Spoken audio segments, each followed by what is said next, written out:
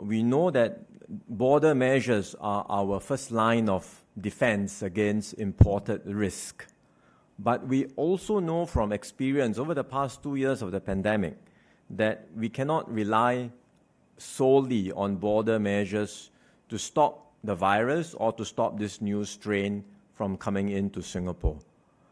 As a first step, what we will do is to strengthen our border measures through enhanced testing. And we will do so in several ways. First, we will require all travelers to undergo a pre-departure test within 2 days of their departure for Singapore.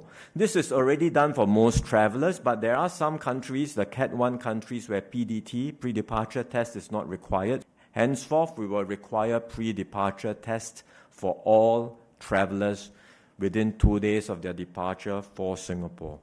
Second, all travelers entering Singapore, including travelers from all the different lanes, will have to do a PCR on arrival test. Third, for the travelers on the Vaccinated Travel Lane, when they come into Singapore, after the on-arrival test, we will require them to do 2 additional tests. These will be supervised Antigen Rapid Tests done on day 3 and day 7 of their arrival.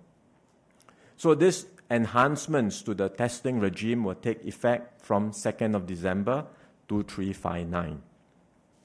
Fourthly, we will do a one-off surveillance exercise for travelers who arrived between 12th and 27th of November. In other words, travelers who had come in earlier and they had traveled to the countries or regions that were affected by Omicron in the 14 days before their arrival in Singapore. We will go back to them and do a one-off, one-time surveillance test of all of these travelers.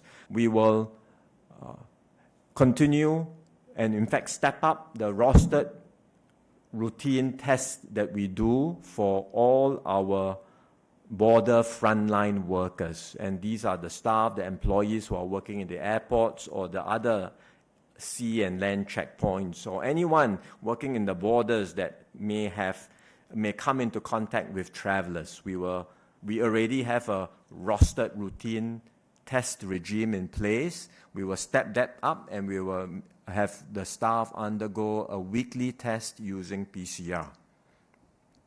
So these are the initial moves we are making to strengthen our border measures.